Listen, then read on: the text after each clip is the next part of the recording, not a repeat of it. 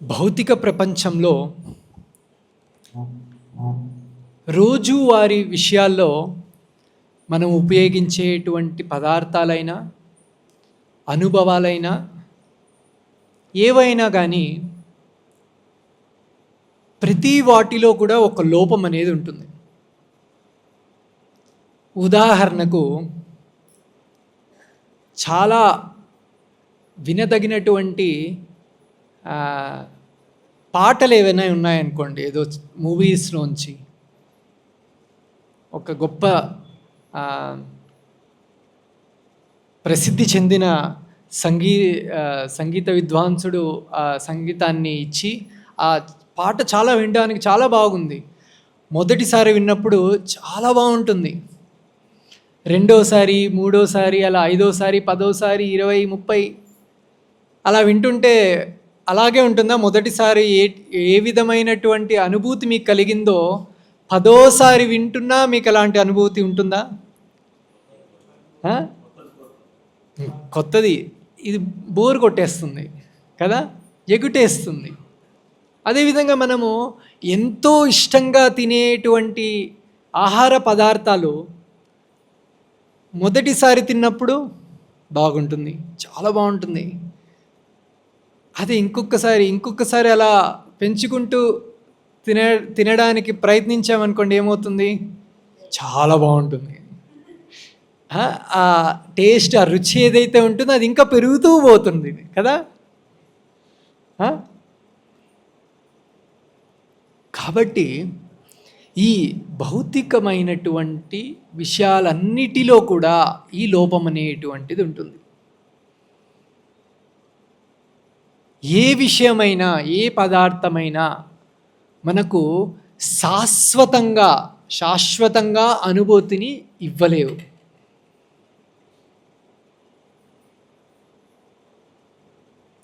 ఇంతకు మునుపటి శ్లోకాల్లో సౌనకాది ఋషులు సూతగోస్వామితో ఈ విధంగా అంటున్నారనమాట. మరణించే వాళ్ళకి అమృతం ఇస్తే ఏమవుతుంది?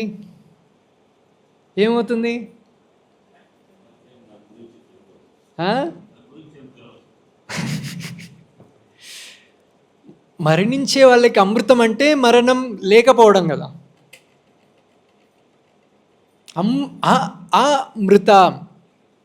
మృతం అంటే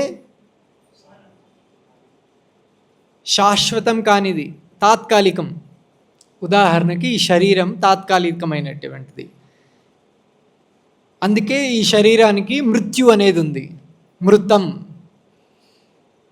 మృత్యువు. ఆ మృతం అంటే దానికి వ్యతిరేకం. మృత్యువు లేనిది, అమృతత్వాన్ని కలిగించేటువంటి పదార్థాన్ని అమృతం అని అంటారనమాట. చనిపోయే వ్యక్తికి అమృతం ఇస్తే ఎలా ఉంటుంది? ఆ అమృతం ఏదంటే ఈ నైమిసారణ్యంలో హాజరైనటువంటి ఋషులందరూ, సౌనకాది ఋషులందరూ సూతగోస్వామితో అన్నారనమాట, అయ్యా మీరు ఆ భగవంతుని లీలలను వర్ణిస్తూ ఉంటే ఎలా ఉందంటే చనిపోయేటువంటి వ్యక్తికి అమృతాన్ని ఇస్తున్నట్టుంది అని అంటున్నారనమాట. ఎందుకలా అంటే మనం ఇప్పుడే అర్థం చేసుకున్నాం, భౌతిక పదార్థాలు, భౌతిక అనుభూతులు ఏవైనా కానీ దాంట్లో లోపం అనేది ఉంటుంది. తాత్కాలికంగానే అవన్నీ మనతో ఉంటాయన్నమాట. ఇక్కడ సౌనికాది ఋషులు ఏమంటున్నారు? కృష్ణ కథలు అంటే భగవంతుని లీలలు అమృతంతో పోలుస్తున్నారన్నమాట. అంటే ఏంటంటే మనము ఎంత విన్నా కూడా మనకు అలసట అనేదే రాదు. ఏ విధంగా ఈ లోపం ఏదైతే ఉందో ఈ భౌతిక ప్రపంచంలో చాలామంది భక్తులు ఉన్నారనమాట మన దేవస్థానంలోనే. కొన్ని సంవత్సరాలుగా, 30 సంవత్సరాలుగా, 40 సంవత్సరాలుగా, 20 సంవత్సరాలుగా, 10 సంవత్సరాలుగా హరే కృష్ణ మహామంత్రాన్ని జపం చేస్తున్నారు. వాళ్ళని ఒకసారి వెళ్ళి అడగండి, మీరు ఇన్ని సంవత్సరాలుగా ఈ నామస్మరణ చేస్తున్నారు, భగవత్కథను వింటున్నారు, భగవద్గీతను చదువుతున్నారు, మీకు ఎప్పుడైనా బోరు కొట్టిందా, అలసట అనేది వేసిందా?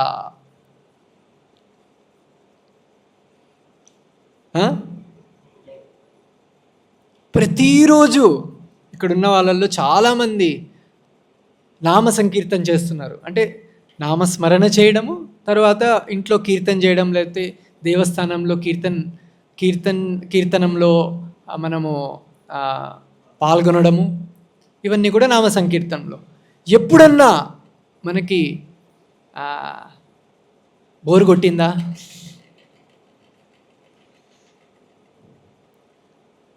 భగవంతుని లీలలు, నామాలు ఎందుకు మనకు అలసటనివ్వవు?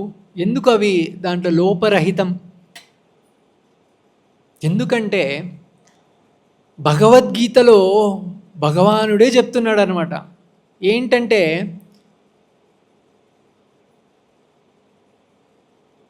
జన్మ కర్మచ మే దివ్యం ఏవం యో వేక్తి తత్వతః త్యక్త్వా దేహం పునర్జన్మ నైతి మామేతి సోర్జున అని భగవంతుడే చెప్తున్నాడు అనమాట.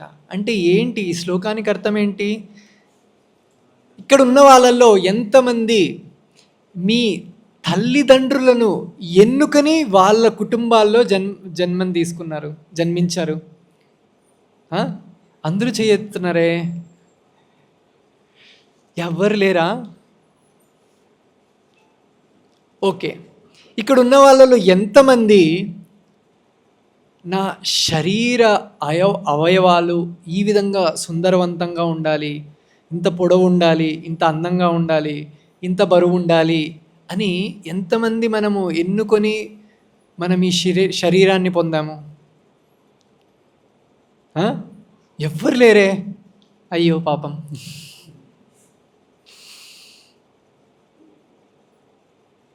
కానీ భగవంతుడు, ఆ శ్రీకృష్ణ భగవానుడు ఎప్పుడైతే ఈ భౌతిక ప్రపంచంలో అవతారం తీసుకోవాలని అనుకున్నాడో ఎన్నుకున్నాడనమాట.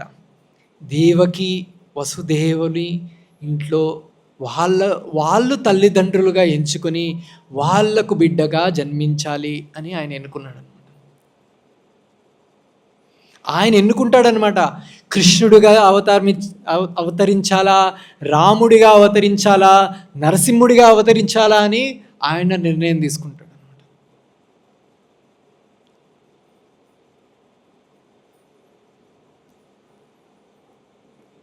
అందుకే కృష్ణుడు అంటున్నాడు అనమాట, జన్మ కర్మచమే దివ్యం. అంటే సాధారణమైనట్టి విషయాలు కాదనమాట. భగవంతుని చేసే లీలలు, ఆయన జన్మ, ఆయన లీలలు సాధారణమైనటువంటిది కాదు, దివ్యమైనటువంటివి అని ఎవరు చెప్తున్నారు? నేను చెప్పట్లేదు, సాక్షాత్తు ఆ శ్రీకృష్ణ పరమాత్ముడే అంటున్నాడు అనమాట భగవద్గీతలో. ఈ విషయాన్ని ఎవరైతే అర్థం చేసుకుంటారో, అది కూడా చెప్పాడనమాట, జన్మ కర్మచ మే దివ్యం ఏవం యో వేత్తి తత్వతః. తత్వతః ఎవరైతే ఈ విషయాన్ని గోచరం చేసుకుంటారో వాళ్ళకేం కలుగుతుంది? వేత్తి తత్వతః త్యక్త్వా దేహం పునర్జన్మ నైతి మామేతి సోర్జున అంటున్నాడు. అంటే రెండు విషయాలు చెప్తున్నాడు. ఏంటది? ఈ జన్మ మృత్యు అనేటువంటి చక్రంలో జీవుడు ప్రతిసారి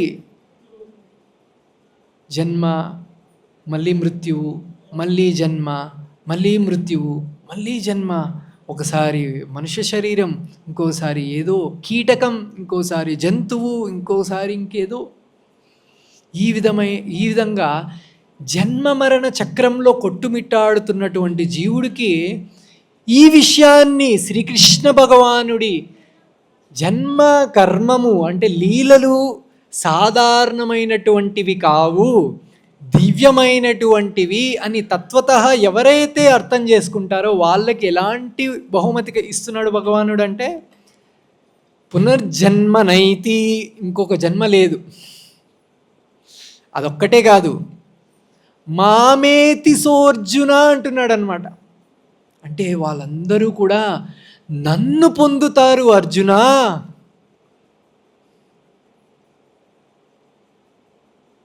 సాక్షాత్తు భగవానుడే చెప్తున్నాడు అనమాట ఈ విషయాన్ని. ఆ భగవంతుడి లీలలు మనము తత్వతః ఎప్పుడైతే అర్థం చేసుకుంటామో రెండు విషయాలు జరుగుతాయి. మొదటిది, మనకు ఈ జన్మ మరణ చక్రాల్లో నుంచి బయటపడతాం. పునర్జన్మ నైతి, ఇంకొక జన్మ లేవంట. మామేతి సోర్జున, నన్ను పొందుతారు ఆ జీవుడు. అందుకని భగవంతుని లీలలు సాధారణమైనటువంటి లీలలు కాదు. ఇప్పుడు మన ఇళ్ళల్లో కూడా చిన్నపిల్లలు ఉంటారు. వాళ్ళు కూడా ఏవో రకరకాలైనటువంటి చేష్టలు చేస్తుంటారు ఇంట్లో. నాకు ఒక కొడుకున్నాడు, 1.5 సంవత్సరం.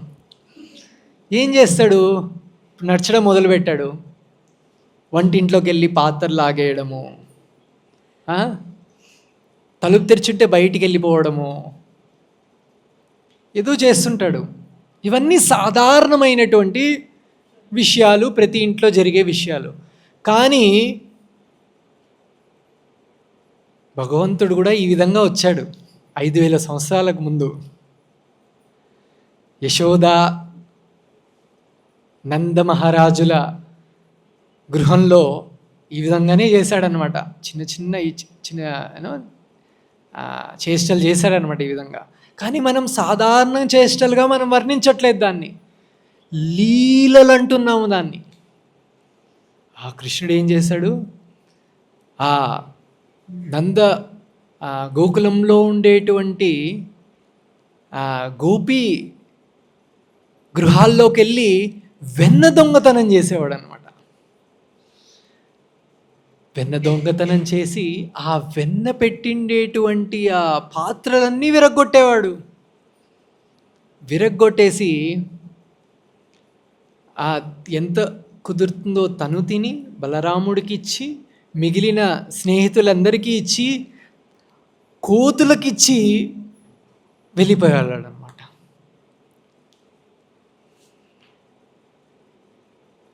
అప్పుడు ఇంట్లో అత్తగారు కోడళ్ళు ఉన్నటువంటి గృహాల్లో కోడలు ఏదో ఇంట్లో పనులు చేసి అలసట పనుకుంటే ఆ వెన్న తీసుకెళ్ళి తన మొహానికి పూసేసేవాడు అనమాట. దాని తర్వాత అత్తగారు వచ్చి వెన్న పాత్ర విరిగిపోయిండేది చూసి, వెన్నే ఖాళీ అయిపోయిండేది చూసి, కోడలేదో చేసిందని కోడల్ని పట్టుకునేది అనమాట. కొంతమంది గోపి స్త్రీలు యశోద గృహానికి వచ్చి,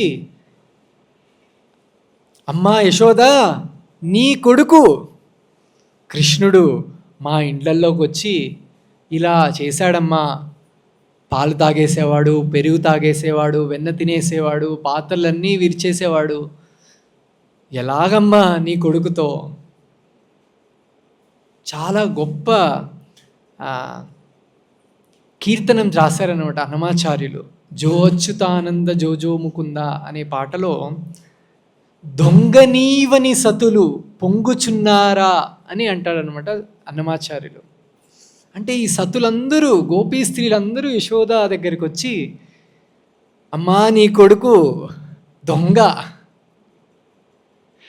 ఏం చేశాడంటే వెన్న తినేశాడు, పాలు తాగేశాడు, మట్టి పాత్రలన్నీ, మట్టి కుండలన్నీ వించేసేవాడంట. కింద పెడితే ఆ వెన్న పాలు తాగేస్తున్నాడనేసి ఆ గోపీ స్త్రీలు ఏం చేశారంటే ఉట్టి కట్టి దానిపైన పెట్టేవాళ్ళు అనమాట. కృష్ణుడు అందకుండా కింద పెడితే తాగేస్తున్నాడు అనేసి ఉట్టి కట్టి దానిపైన కట్టేవాళ్ళు అనమాట. ఏం చేసేవాడు, రాయి తీసుకొని కొట్టేవాడు. రాయి తీసుకొని కొట్టి మళ్ళీ అదే తను తాగడం, బలరాముడికి మిగిలిన స్నేహితులందరికీ ఇవ్వడము, కోతులకు ఇవ్వడము, అందరూ తినేసి అందరూ తృప్తి పొందిన తర్వాత ఇంకా ఉంటే దాన్ని ఇంకా పూర్తిగా విరగొట్టేసి వెళ్ళిపోయేవాళ్ళు అన్నమాట అక్కడి నుంచి. ఇది చూస్తే ఈ లీలల్ని ఈ ఈ ఏదైతే ఈ లీల ఉందో సాధారణంగా ఉంటుంది. నేను ఏ విధంగా చెప్పానో ప్రతి ఇంట్లో ఉన్నటువంటి విషయంలాగే అనిపిస్తుంది మనందరికీ. కానీ ఈ లీలని విన్నంత మాత్రాన ఏమంటున్నాడు కృష్ణుడు భగవద్గీతలో? పునర్జన్మనైతి మామేతి సోర్జున. ఎంత గొప్ప విషయం కదా. ఆయన నామస్మరణ చేసినంత మాత్రాన, ఆయన చేసినటువంటి లీలలు విన్నంత మాత్రాన, ఆయన చేసినటువంటి లీలలు ఆయన గురించి మిగిలిన వాళ్ళతో మాట్లాడినంత మాత్రాన, చర్చించినటువంటి మాత్రాన మనకి ఈ విషయాలన్నీ జరుగుతాయని భగవంతుడే సాక్షాత్తు భగవద్గీతలో చెప్తున్నాడు. కాబట్టి ఈ నైమిసారణ్యంలో హాజరైనటువంటి ఋషులందరూ, సౌనికాది మహామునులందరూ కూడా సూతమునితో ఈ విధంగా అంటున్నారనమాట. మీరు శాశ్వతంగా ఇలాగే శ్రీకృష్ణ కథామృతాన్ని వర్ణిస్తూ ఉండండి, మేము ఇలాగ కూర్చొని వింటూ ఉంటాము అని అంటున్నారన్నమాట. ఎందుకు? లోపం లేదు దీంట్లో. మనం సాధారణ విషయాలను చర్చించుకోవాలన్నా, ఇవన్నీ మనము వినాలన్నా, మాట్లాడాలన్నా మనకు లోపం ఉంటుంది. అంటే మనకు కొంతసేపు తర్వాత మనం వినలేం దాన్ని.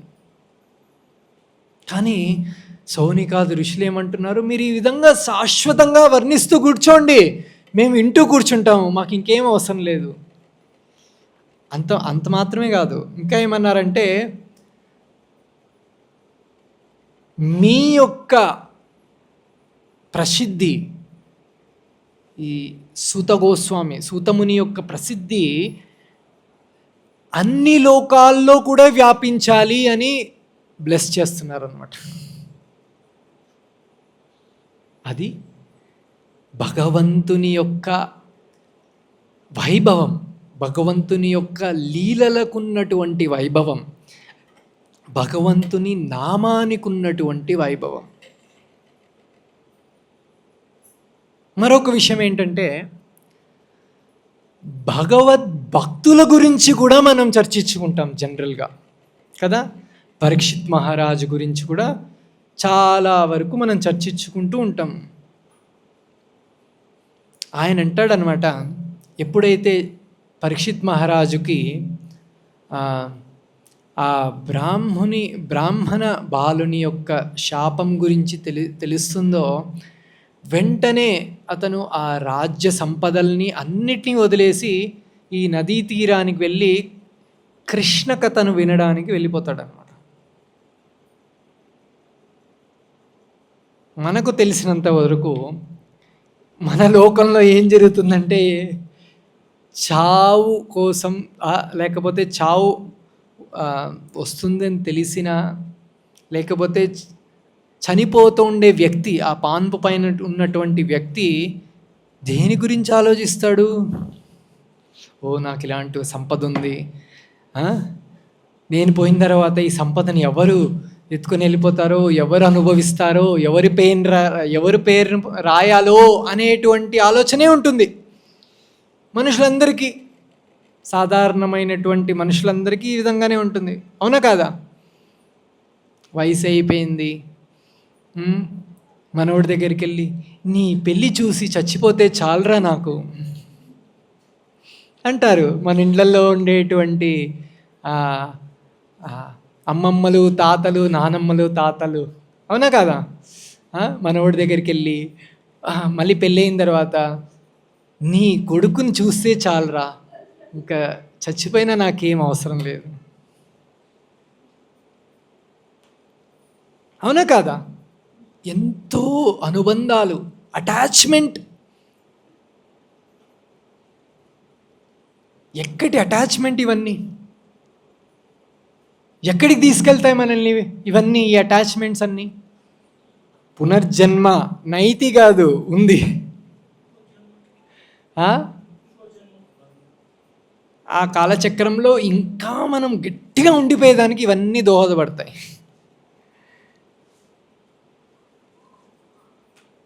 అవునా కాదా? మన మన రోజు మనం చేసే విషయాలు, మాట్లాడే విషయాలు అన్నీ కూడా శ్రీకృష్ణుని కేంద్రీకృతంగా చేశామనుకోండి, ఏమవుతుంది? భగవంతుడు భగవద్గీతలో చెప్పినట్లు జరుగుతుంది. లేకపోతే కలిపురుషుడు వెయిట్ చేస్తూ ఉన్నాడు ఈ డోర్ బయట.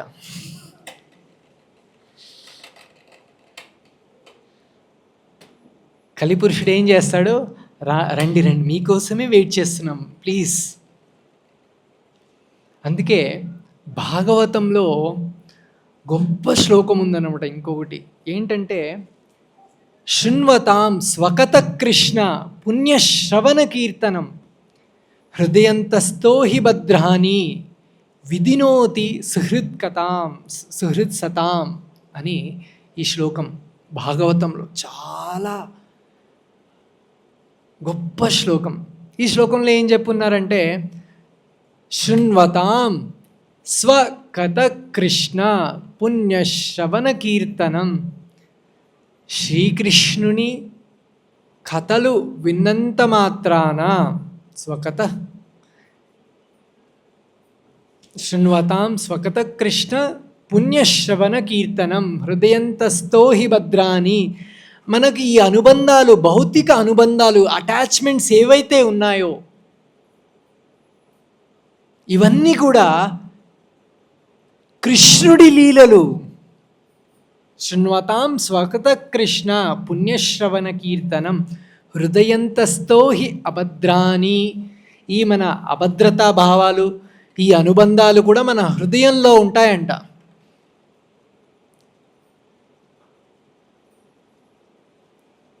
శృణ్వతాం స్వకత కృష్ణ, భగవంతుని కథను విన్నంత మాత్రాన ఇవన్నిటి నుంచి కూడా మనం బయటపడేటువంటి సదుపాయం మనకు కలుగుతుంది.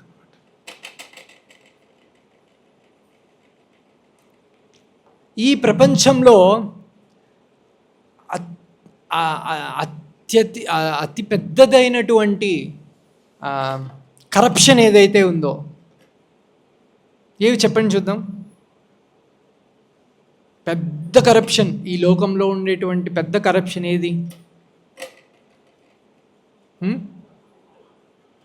అంటే మనకు న్యూస్లో చూస్తుంటాం కదా, 2G స్కామ్ అనో ఏదో ఇలా, ఈ రాజకీయ నాయకుడు, ఈ గవర్నమెంట్ అధికారి ఇవి చేసి ఎలా దొరికిపోయారు అని ఇలా వింటుంటాం కదా. ఇవన్నీ కాదు, ఇవన్నీ సాధారణమైనటువంటి చిన్న చిన్నవి. ఇవన్నీ వాటికంటే కూడా గొప్ప కరప్షన్ అనేది ఒకటి ఉందన్నమాట ఈ లోకంలో. ఏంటంటే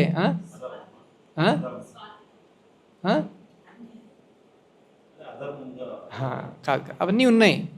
అవన్నీ కాదు, అవన్నీ దీని కిందకు వస్తాయి. ఈ కరప్షన్స్, ఇట్లా గవర్నమెంట్ ఆఫీసర్లు, పొలిటీషియన్స్ చేసేవన్నీ మీరు చెప్పినట్టు. అతి పెద్ద కరప్షన్ ఏదేంటంటే, నేను ఈ శరీరం అని నమ్మి ఈ శరీరమే నేను అని జీవించడమే ఈ లోకంలో అతి పెద్ద కరప్షన్.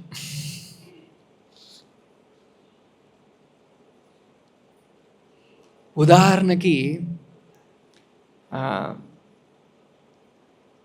ఒక గొప్ప మూవీ, ఒక గొప్ప చిత్రం, చాలా గొప్పగా నటించాడు ఆ హీరో ఆ చిత్రంలో అని ఎప్పుడు అంటాము మనం? ఆ హీరో లేకపోతే ఆ వ్యక్తి ఆ క్యారెక్టర్ ఏదైతే ఉందో, ఆ పాత్ర ఏదైతే ఉందో దాంట్లో జీవించేసి ఆ పాత్రే తను అని నమ్మించినప్పుడు చాలా చక్కగా నటించాడండి. అతనికి ఒక నంది అవార్డు, అతనికి ఒక నేషనల్ అవార్డు ఇవ్వండి. అంటామా? మనందరికీ ఇవ్వాలి అవి. ఎందుకు మనందరికీ ఇవ్వాలి? ఎందుకు? మనం నటిస్తున్నామా? ఎలా? నేనే ఈ శరీరము అని నమ్మేసి, నేను ఈ శరీరం కాదనే విషయం మర్చిపోయి, నేనే ఈ శరీరంగా జీవితం మొత్తం జీవించేస్తున్నాం అనమాట. సో మనకంటే గొప్ప నటుడు ఎవరైనా ఉంటారా ఈ లోకంలో? మనకు ఆస్కార్ అవార్డు ఇచ్చినా సరిపోదు.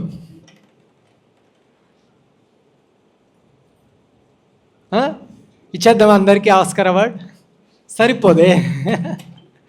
ఇచ్చినా సరిపోదు, ఇవ్వాలన్నా సరిపోదు.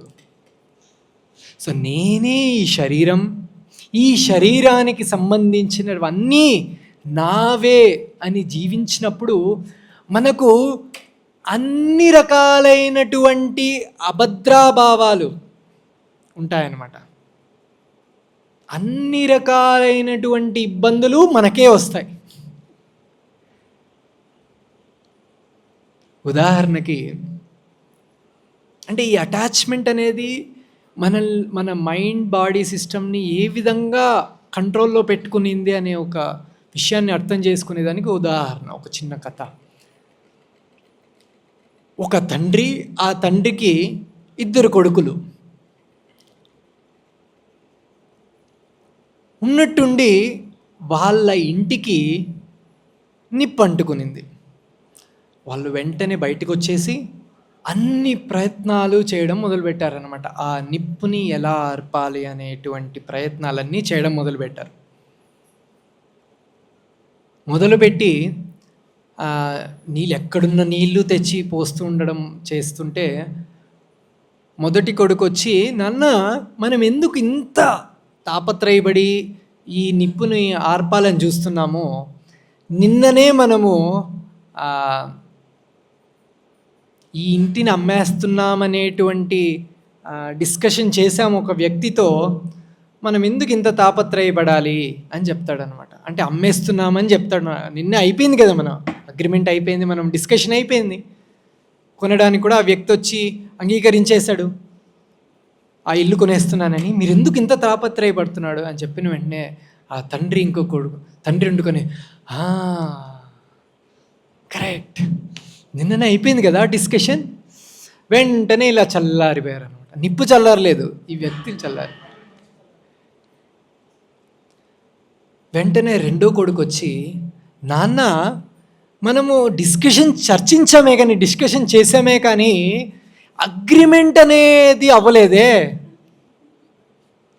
మరి ఆ వ్యక్తి ఎలా ఒప్పుకుంటాడు? ఇప్పుడు నేను చర్చించినప్పుడు ఇల్లు బాగునింది, ఇప్పుడు మొత్తం ఖాళీ బూడిదైపోయింది, నేను తీసుకోను, డబ్బులు ఇవ్వను అని చెప్పేస్తాడు అని. వెంటనే మళ్ళీ తండ్రి ఆత్రం వచ్చేసింది. అయ్యో అయ్యో, ఎక్కడ నీళ్ళు ఎక్కడా, బకెట్ ఎక్కడా అని మొదలుపెట్టాడు.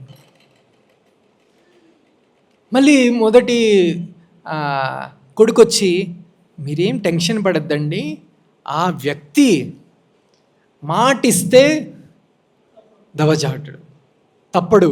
ఇల్లు కొంటున్నాను అని అన్నాడంటే ఇల్లు బూడిదైపోయినా ఏమైనా ఖచ్చితంగా మనకు డబ్బులు ఇచ్చి తీసుకుంటాడు అని. వెంటనే మళ్ళీ ఆ తండ్రి చల్లారిపోయాడు అన్నమాట.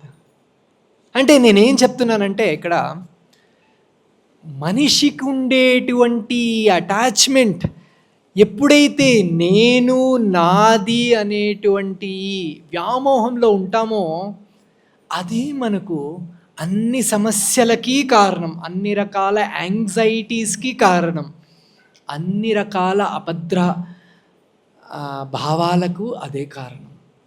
ఈ ఒక్క చిన్న కథతో మనం అర్థం చేసుకోవచ్చు సగటు మనిషి యొక్క ఆలోచన తీరు ఏ విధంగా ఉంటుంది అనే విషయాన్ని. అందుకే ఈ శ్లోకంలో అంటున్నారు, ఏంటది? శృణ్వతాం స్వకత కృష్ణ పుణ్యశ్రవణ కీర్తనం హృదయంతస్థో హి భద్రాని ఆ అభద్రాని అంటున్నారు. ఆ అభద్ర భావాలు ఏవైతే ఉన్నాయో అవన్నీ కూడా మన నుంచి వెళ్ళిపోతాయి. ఎలా వెళ్ళిపోతాయి? ఎందువల్ల వెళ్ళిపోతాయి? శృణ్వతాం స్వకథ కృష్ణ. ఎప్పుడైతే ఆ దేవదేవుడు అయినటువంటి శ్రీకృష్ణ భగవానుని కథను, లీలను, నామస్మరణను మనము పలుకుతామో, వింటామో, స్మరించుకుంటామో, అప్పుడు ఈ అభద్ర భావాలు ఏవైతే ఉంటాయో అవన్నీ వెళ్ళిపోతాయి మన నుంచి. నవవిధ భక్తుల్లో మొదటి 3 చాలా ముఖ్యమైనటువంటివి. ఏవా 3? గట్టిగా చెప్పాలి, అందరికీ వినబడాలి, అందరికీ శ్రవణం అవ్వాలి మీరు చెప్పేది. శ్రవణం, కీర్తనం, విష్ణు స్మరణం. 3: శ్రవణం, కీర్తనం, స్మరణం. ఈ 3 ప్రయారిటీలో చెప్పారు. ఈ నవవిధ భక్తి అనేటువంటి ఆ 9 ఏవైతే ఉన్నాయో అవి ప్రయారిటీలో చెప్పారనమాట. మొదటిది శ్రవణం, కీర్తనం, స్మరణం. చాలా ముఖ్యం.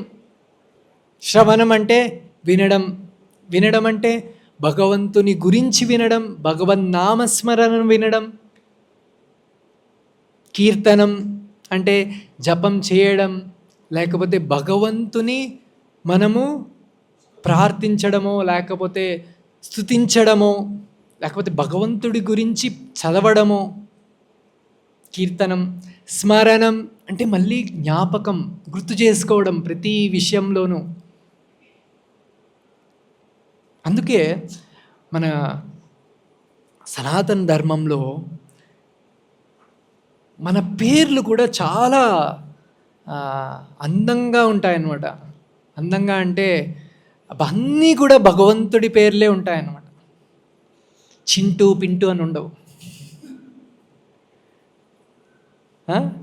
భగవంతుని నామాన్ని జపించడానికి కారణం మనం పేర్లు కూడా. అవునా? ఎవరి పేరు కృష్ణ అని పెడతారు, ఎవరి పేరు రామ అని పెడతారు, ఎవరో సీత, రాధ, లక్ష్మి అని పెడతారు. ఇవన్నీ కూడా మనకు అవకాశం భగవంతుని నామాన్ని స్మరించుకోవడానికి. ఈరోజు రేపట్లో పేర్లు కూడా విచిత్రమైన పేర్లు ఉన్న ఒక అవకాశం కూడా పోయినాయి. గుడికి రావడం అసలు పోయాయి, అసలు లేవు. భగవద్గీత, భాగవతాన్ని చదవడానికి సమయమే లేవు. ఉన్న ఒక అవకాశం భగవంతుని నామాన్ని కలిగించే అవకాశం కూడా లేదు.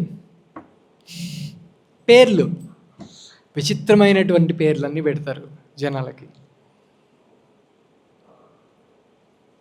కాబట్టి ఈ అన్ని విషయాలు కూడా చాలా ముఖ్యం.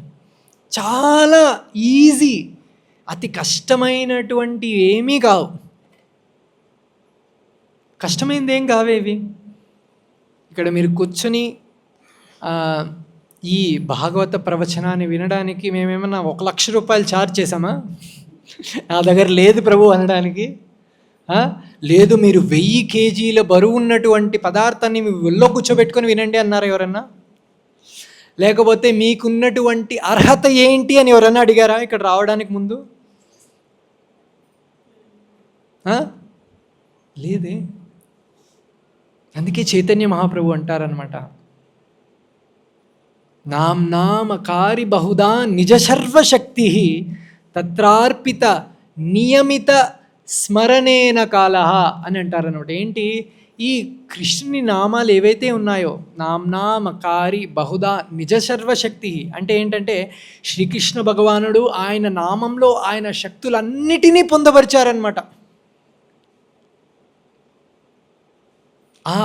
అంత గొప్ప నామాన్ని కృష్ణుడు ఎవరండి, భగవంతుడు అంటే ఎవరండి అంటే భగవద్గీతలో అర్జునుడు చెప్తారనమాట, పరబ్రహ్మ పరంధామ పవిత్రం పరమం భవాన్. ఆయన సాధారణమైన వ్యక్తి కాదు. భగవంతుడు అంటే ఏదో మన పక్కింట్లో ఉన్నటువంటి వ్యక్తి కాదు. పరబ్రహ్మ పరంధాముడు, పరబ్రహ్మ పరంధాముడు, పవిత్రం పరమం. ఆది అనాది. అలాంటి శక్తివంతుడైనటువంటి భగవంతుడు ఏం చేశాడు ఈ కలియుగంలో అంటే, ఆయన శక్తులన్నీ కూడా ఆయన నామాల్లో పొందపరిచాడంట. నామ్నా మకారి బహుదా నిజ సర్వశక్తి. అలాంటి శక్తివంతమైన నామాన్ని జపించడానికి ఎలాంటి పద్ధతులు ఫాలో చేయాలి అంటే, తత్రార్పిత నియమిత స్మరణేన కాలః. అలాంటి శక్తివంతమైన గొప్ప నామాన్ని మనము పలకాలన్నా, జపం చేయాలన్నా నియమ నిబంధనలు ఉన్నాయా? గొప్ప గొప్ప పండితులే చేయాలా అంటే ఏమీ లేవు. నియమిత నియమాలు నిబంధనలు ఏమీ లేవు. తత్రార్పిత నియమిత స్మరణేన కాలః. అది స్మరించడానికి నియమాలు లేవు. ఈ కాలంలోనే చేయాలి, పొద్దునే చేయాలి, మధ్యాహ్నమే చేయాలి, రాత్రే చేయాలి, వీళ్ళే చేయాలి, వాళ్ళే చేయాలి, చిన్నే చేయాలి, పెద్దే చేయాలి, ఎటువంటి నియమ నిబంధనలు లేవు. ఎంత గొప్ప వరం అండి ఇవి.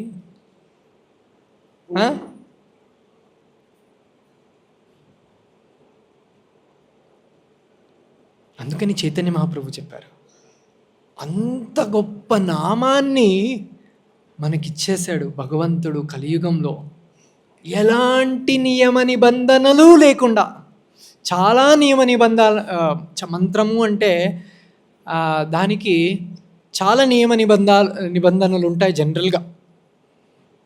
ఉదాహరణకి గాయత్రి మంత్రం అనుకోండి, అందరూ చేసేదానికి లేదు. ఎవరు చేయాలి, ఎలా చేయాలి, ఎప్పుడు చేయాలి అనే నియమాలు ఉంటాయి దానికి. మనము దాన్ని ఈజీగా తీసుకోకూడదు. శాస్త్రంలో ఏదన్నా నియమ నిబంధనలు ఉన్నాయంటే మనం ఆచరించాలి. అప్పుడే దానికి ఉండేటువంటి ఫలితం అనేది వస్తుందన్నమాట.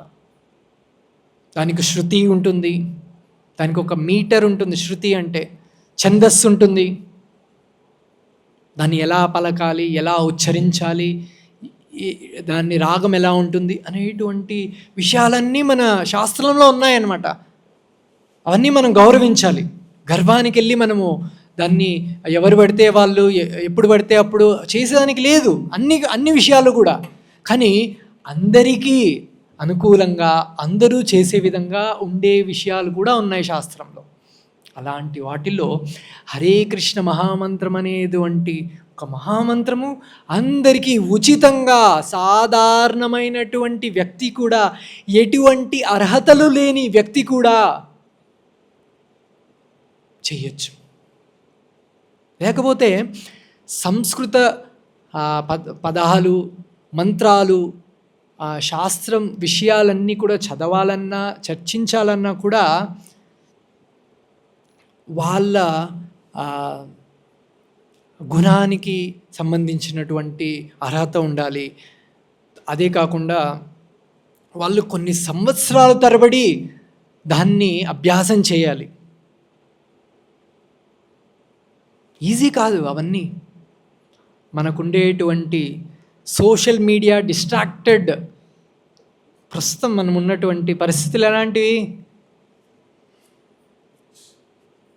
ఏంటిది? ఏంటిది? రీల్స్.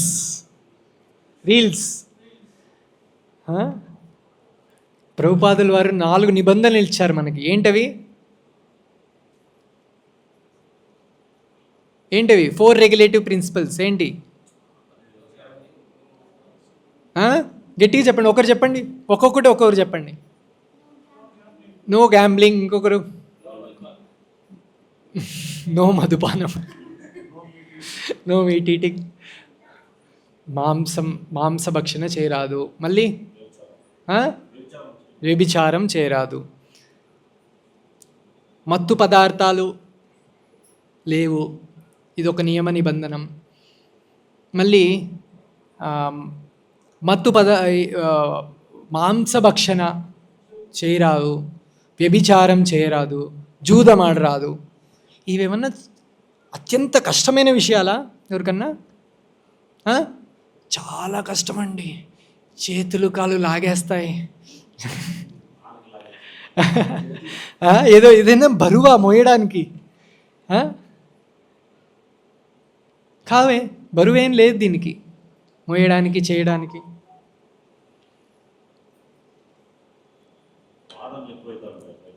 సో ప్రభుపాదుల వారు మనకు ఒక 4 నిబంధనలు ఇచ్చారనమాట, శాస్త్రంలో ఇచ్చిన విధంగా.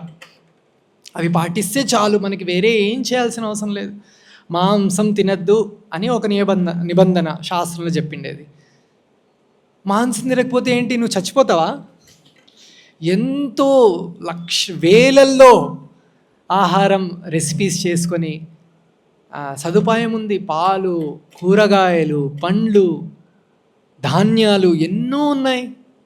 రకరకాల విందు భోజనాలు చేసుకొని భగవంతుడికి నైవేద్యం చేసుకొని తీసుకోవచ్చు కదా. ఇలాంటి 4 నిబంధనలు ఉన్నాయి అంతే. ఎవరు నువ్వు ఉపవాసమే ఉండాలి, నామస్మరణ చేయాలంటే ఏం చెప్పట్లేదే. నువ్వు మాంసభక్షం చేయొద్దు, సాత్వికమైనటువంటి ఆహారాన్నే తీసుకోవాలి అని చెప్పారనమాట ప్రభుపాదుల వారు. సో ఇవి మాత్రం పాటిస్తే చాలు, మనం ఇంకేం ఆలోచించాల్సిన అవసరం లేదు. ఇది ఈ కులపు వాళ్ళే చేయాలి, ఈ మతం వాళ్ళే చేయాలని ఎవరు లేదు అసలు. ఇలాంటి ఒక ఇదే లేదు, అర్హత ఇవేం లేవు. సో అంతటి సులువైనటువంటి పద్ధతి మనకు చైతన్య మహాప్రభు ప్రభుపాదుల వారు బహుమతిగా ఇచ్చారన్నమాట. ఇప్పుడు మనం అడ్వాంటేజ్ తీసుకోవాలి ఈ విషయాన్ని. రోజు కూడా జపం చేయడము, రోజు భగవద్కథను వినడము, మాట్లాడే ప్రతి ఒక్కరితోనూ చైతన్య మహాప్రభు అంటారనమాట ఏంటంటే, యారే దేకే తారే కహో కృష్ణ ఉపదేశ్. ఎవరినన్నా కలుస్తున్నావా, కృష్ణుడి గురించి చర్చించు. ఎవరితో ఏమన్నా మాట్లాడుతున్నావా, కృష్ణుడి గురించి మాట్లాడు. యారే దేకో తారే కహో కృష్ణ ఉపదేశ్. సో మనము మన జీవితాన్ని కృష్ణ కేంద్రీకృతంగా చేసుకున్నట్లయితే ఈ విషయాన్ని మనం ఏదైతే మనము అనుకున్నామో, ఈ యాంగ్జైటీసు, మన సమస్యలు ఏవైతే ఉన్నాయో, ఈ శరీరానికి సంబంధించినటువంటివి అన్నీ కూడా, ఆ అభద్ర భావాలు ఏవైతే ఉన్నాయో అన్నీ కూడా నశించిపోతాయి, తొలగిపోతాయి, ఆటోమేటిక్గా వెళ్ళిపోతాయి. కాబట్టి మనము ప్రతిరోజు కూడా చేయాలి. లేదంటే ఆదివారం మాత్రం చేస్తానంటే ఆ రోజు మాత్రం లంచ్ చేయి, మిగిలిన వారం ఏం తినద్దు. లేదంటే సంవత్సరానికి ఒకసారి కొండకి వెళ్తామండి, ఓకే ఆ రోజు మాత్రం తినేసి పనుకో, మిగిలిన రోజు తినకూడదు, పనుకోకూడదు.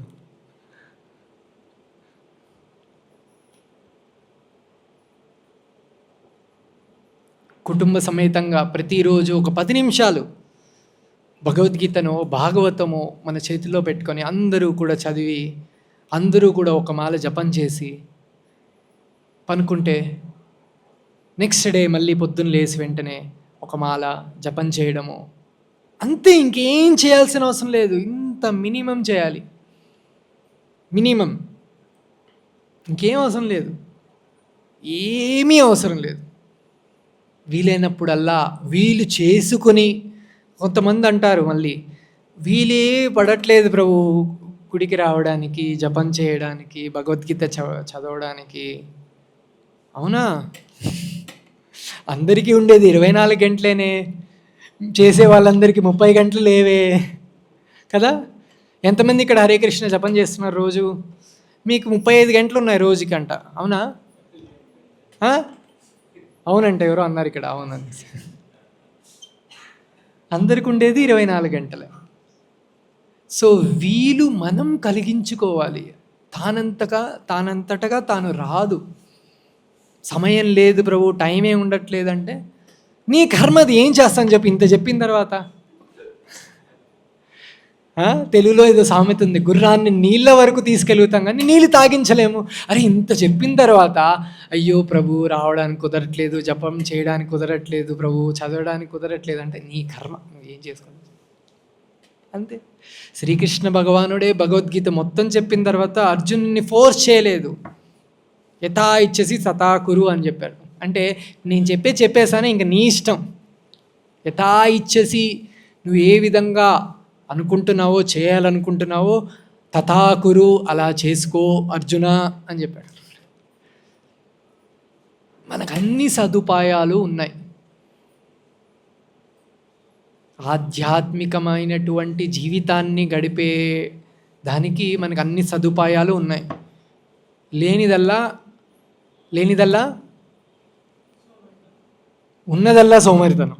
లేదల్లా కాదు, లేనిదల్లా మనకు ఆసక్తి, ఇంట్రెస్ట్ లేదు. దాని యొక్క ఇంపార్టెన్స్ మనకు అర్థం కావట్లేదు. ఎప్పుడైతే మనకు ఈ విషయాలన్నీ మనము ఆసక్తి పెంచుకుంటామో అప్పుడు ఈ విషయాలన్నీ మనకు అర్థం అవ్వడానికి ఎక్కువ సదుపాయం కలుగుతుంది. అప్పటి వరకు మనకేదో విన్నామా మర్చిపోయామా అన్నట్టు ఉంటుంది. ఎప్పుడైతే మనము మాల తీసుకొని జపం చేయడం మొదలు పెడతామో విన్న ప్రతి అక్షరం, విన్న ప్రతి పదము మనకు అర్థమై మనం జీర్ణించుకుంటాము, రియలైజ్ అవుతాం దాన్ని, ప్రతి విషయాన్ని కూడా. కాబట్టి ప్రతిరోజు కనీసం ఒక మాల, కొత్త వాళ్ళు ఉంటే ఆల్రెడీ చేస్తున్న వాళ్ళైతే దాన్ని డబుల్, ఎంత చేస్తుంటే అంత. 2 మాలలు చేస్తుంటే 4 చేస్తుంటే 8, 8 చేస్తుంటే 16, అంత చేయండి చాలు ప్రస్తుతానికి. ఎప్పుడైతే మనము శ్రీకృష్ణ భగవానుణ్ణి మన జీవితంలో కేంద్రీకృతం చేసుకొని ఆయన చుట్టూరు మన జీవితాన్ని జీవిస్తామో అప్పుడు ఏమవుతుంది? చైతన్య మహాప్రభు చెప్తారనమాట, కీర్తనీయ సదా హరిహి, అంటే ఎల్లప్పుడూ కృష్ణుణ్ణి కీర్తనం చేయాలి అని చైతన్య మహాప్రభు చెప్పారనమాట. ఎప్పుడు జరుగుతుంది? అప్పుడు భగవంతుణ్ణి మనం సెంటర్ ఆఫ్ అవర్ లైఫ్ చేసుకున్నప్పుడు, మన జీవితంలో భగవంతుణ్ణి కేంద్రంగా చేసుకుని అన్ని విషయాలు చేసుకుంటున్నామంటే అప్పుడు ఇది జరుగుతుంది. ఏంటది? కీర్తనీయ సదాహరి అనేది అప్పుడు జరుగుతుంది. అంటే మనం ఎవరితో మాట్లాడినా, ఇప్పుడు చూడండి చక్కటి విషయం ఏంటి ఇక్కడ, మన ఇస్కాన్ మందిరంలో ఎవరిని చూసినా హరే కృష్ణ ప్రభు, హరే కృష్ణ మాతాజీ అంటాం. గుడ్ మార్నింగ్, గుడ్ నైట్ అన్నాము ఎవ్వరం కూడా. నమస్తే కూడా అంటాం కొంతమంది, కానీ అందరూ అనేది ఏంటి? హరే కృష్ణ అంటాం. మాట్లాడుతున్నాం, ఎవరు అనట్లేదే, కానీ ఏ విధంగా మాట్లాడేది? మనం హరే కృష్ణతో స్టార్ట్ చేస్తున్నాం. మనకు ఫ్రెండ్స్ అందరూ ఉన్నాం, మేము కూడా ట్రిప్స్కి వెళ్తాం, అందరం కూడా ట్రిప్స్కి వెళ్తాం. ఎక్కడో మన ఈ భౌతిక శరీరాన్ని ఇంకా మనం నేనే అని ఎక్కువగా నమ్మేటువంటి ప్రదేశాలకు మనం వెళ్ళాం. నేనే ఈ శరీరము అని మనం ఇంకా ఈ ఊబిలో పడేటువంటి ప్రదేశాలకి, అలాంటి ఒక అనుభూతులు కల్పించేటువంటి ప్రదేశాలకి, మళ్ళీ సెన్స్ గ్రాటిఫికేషన్ అంటే ఇంద్రియ భోగాలకు పెంచి మనమే ఈ శరీరాన్ని, నేనే ఈ శరీరాన్ని అని మనకు ఎక్కువగా మమకారాన్ని పెంచేటువంటి విషయాలు మనం చేయం. ఎక్కడికి వెళ్ళాం? అలాంటి ప్రదేశాలకు మనం వెళ్ళాం. మనము ట్రిప్స్కి వెళ్తాం, మనము వెకేషన్స్కి వెళ్తాం. వెళ్ళేదంతా బృందావనానికో, మథుర, ద్వారక, తిరుమలకు, అహోబిలానికి, మాయాపూరికి, ఇలాంటి ప్రదేశాలకు వెళ్తాం. అన్ని అనుభూతులు ఉన్నాయి. ఇది లేదు, అది లేదు అని లేదు. లేనిదల్లా ఆసక్తి, ఉన్నదల్లా ఎవరో ఏమో చెప్పారు,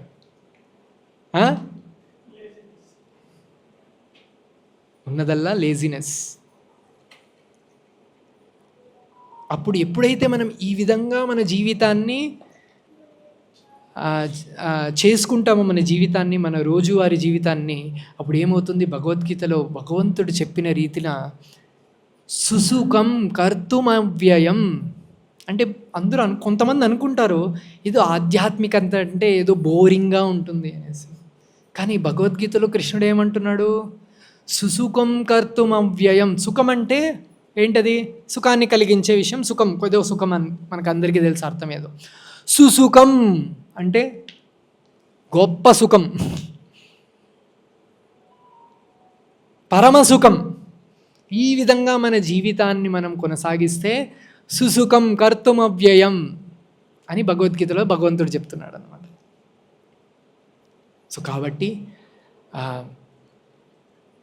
మనం ప్రతిరోజు కూడా భగవంతుని నామ జపం చేయడం చాలా ఇంపార్టెంట్. నామ సంకీర్తన జపం చేయడం, చాంటింగ్ చేయడం, భగవంతుడి గురించి వినడం, భగవంతుని గురించి మాట్లాడడం, ఏ చేసినా కృష్ణ కృష్ణ కృష్ణ కృష్ణ కృష్ణ కృష్ణ కృష్ణ అవ్వాలి. ఏం మనం ఆపాల్సిన అవసరం లేదు. ఆఫీస్ వెళ్ళే వాళ్ళు ఆఫీస్ వెళ్ళొచ్చు, ఇంట్లో పనులు చేసుకునే వాళ్ళు ఇంట్లో పనులు చేసుకోవచ్చు, ఏం చేస్తున్నారు అన్నీ కంటిన్యూ చేసుకోవచ్చు. మనం ఏది ఆపాల్సిన అవసరం లేదు. భగవంతుణ్ణి మనం చేసే విషయాల్లోకి తీసుకురావాలి అంతే, ఏం చేయాల్సిన అవసరం లేదు. వంట చేసుకుంటూ హరే కృష్ణ హరే కృష్ణ కృష్ణ కృష్ణ హరే, కూరగాయలు కోసుకుంటూ నడుచుకుంటూ పోతూ కృష్ణ నామస్మరణ చేసుకోవచ్చు. కూర్చోన్నారా 5 నిమిషాలు, ఎవరినో కలవడానికి వెళ్ళారా 5 నిమిషాలు వెయిట్ చేయాల్సి వచ్చిందా, హరే కృష్ణ జపం చేసుకోండి. భగవద్గీత బుక్ చేతిలో పెట్టుకొని ఏదో ఒక పేజీ ఇలా ఓపెన్ చేశారంటే ఏదో ఒక శ్లోకం మనకు కనబడుతుంది, అది చదవండి. ఇంతే మనం చేయాల్సింది. ఏదో మనం తపస్సు ఒంటి కాలపై నిల్చుకొని తపస్సు చేయమని ఎవరు అనట్లేదు, మన వల్ల అవ్వదు కూడా. మనకున్నటువంటి భౌతిక పరిస్థితులు, మనకున్నటువంటి డిస్ట్రాక్షన్ లెవెల్స్ మనకి ఇవేం కుదరవు చేయడానికి. మనకు కుదిరేదల్లా ఇది సింపుల్గా మన లైఫ్. అందుకే ప్రభుపాద్ అంటారు సింపుల్ లివింగ్ హై థింకింగ్ అంటారు ప్రభుపాద్. జీవితాన్ని సింపుల్గా పెట్టుకోండి, ఆర్భాటానికి వెళ్ళకుండా సింపుల్గా మనం పెట్టుకునేసి హై థింకింగ్. ఏంటది హై థింకింగ్? నేను ఈ శరీరం కాదు. నేను ఈ శరీరం కాదంటే నేనెవరు? నేను ఒక జీవుడు, అంటే ఆత్మని. ఆత్మ అంటే ఏంటి? భగవంతుని స్వరూపం. భగవంతుడు అంటే ఎవరు? భగవంతుడికి ఆత్మకు ఏం సంబంధము? ఆ సంబంధాన్ని మళ్ళీ నేను నెలకొల్పాలంటే ఏం చేయాలి? ఆ విషయం చేయాలి. అదే ఇది. సో ఇది హయ్యర్ థింకింగ్ అంటే. ఎప్పుడైతే మనం ఇవి చేసామంటే, ప్రభుపాదులు అంటారనమాట, మనం 5 రూపాయలకి 1 రూపాయికి అడుక్కునే బదులు 100 రూపాయలకి మనకి ఇచ్చారనుకోండి భగవంతుడు, దాంట్లోనే 5 రూపాయలు 1 రూపాయి ఉంటుంది కదా. మీకు 100 రూపాయలు ఇచ్చానంటోండి, మీకు కావాల్సింది 1 రూపాయి. మీకు ఇప్పుడు ఉన్నటువంటి రిక్వైర్మెంట్ 1 రూపాయి కావాలి. నేను 100 రూపాయలు ఇచ్చానంటే దాంట్లో 1 రూపాయి లేదా? 1 రూపాయి కాదు, 5 రూపాయలు ఉంది, 10 రూపాయలు ఉంది, 50 రూపాయలు ఉంది, 100 రూపాయలు ఉంది మీ దగ్గర. సో ఎప్పుడైతే మనం మన జీవితాన్ని ఆధ్యాత్మికంగా జీవిస్తామో అప్పుడు మన దగ్గర 100 రూపాయలు ఉన్నట్టు. అన్ని సమస్యలకి అదే జవాబు. అప్పుడు ఏమవుతుంది? నేను ఈ శరీరం కాదు అనే విషయం మనకు అవగతం అవుతుంది. సో ఈ శరీరానికి సంబంధించినటువంటి అన్ని సమస్యలని మనం ఎలా సాల్వ్ చేయాలో, ఎలా డీల్ చేయాలో మనకు అర్థమవుతుంది. అప్పుడు ఆ తండ్రి కొడుకుల సంభాషణ లాగా అయిపోతుంది. లేకపోతే నేను ఈ శరీరం, ఈ శరీరానికి సంబంధించిన అన్నీ నాదే అని ఎప్పుడైతే కూర్చుంటామో యాంగ్జైటీ ఫీల్డ్ లైఫ్, అన్ని సమస్యలకు అదే కారణం. ఎప్పుడైతే నేను ఈ శరీరం కాదు, నేను ఆత్మని, నేను భగవత్ స్వరూపుణ్ణి, భగవంతుడు శ్రీకృష్ణ భగవానుడు, నాకు ఆయనకి ఏంటి సంబంధం, ఈ విషయాలన్నీ అర్థమవుతాయో మన జీవితంలో ఉండేటువంటి 99.9999% సమస్యలన్నీ కూడా హరించుకుపోతాయి. హరినామ స్మరణ చేసినంత మాత్రాన ఈ సమస్యలన్నీ హరించుకుపోతాయి. కాబట్టి మనము ప్లాన్ చేసుకోవాలి మన జీవితాన్ని. ప్రతిరోజు మనం ఎప్పుడో 10 ఏళ్ళ తర్వాత గురించి కాకుండా ఈరోజు ఎలా ఉందో, ఈరోజు నేనేం చేయగలుగుతాను, ఈరోజు ఎన్ని మాలలు జపం చేసుకోగలుగుతాను, ఈరోజు ఎంత భగవద్గీత చదువుతాను, ఈరోజు ఎంతమందితో మాట్లాడినప్పుడు ఎన్నిసార్లు కృష్ణుడి గురించి మాట్లాడాను, ఈరోజు ఇంటికి వెళ్ళిన తర్వాత ఎంతసేపు కుటుంబ సభ్యులందరము కూర్చొని కృష్ణ కథను డిస్కస్ చేసుకున్నాము. ఈరోజు గురించి ఆలోచిస్తే చాలు. రేపు వచ్చినప్పుడు మళ్ళీ రేపు చూసుకుంటాం. ఎవరికన్నా ఏదైనా క్వశ్చన్స్ ఉంటే తీసుకుంటాం, లేకపోతే మనం క్వశ్చన్స్ ఉన్నాయా ఎవరికన్నా? గ్రంథరాజ్ శ్రీమద్ భాగవతం కీ జయ, విశ్వగురు శ్రీలా ప్రభుపాద్ కీ జయ. హితాయ గౌర ప్రేమానంది హరి.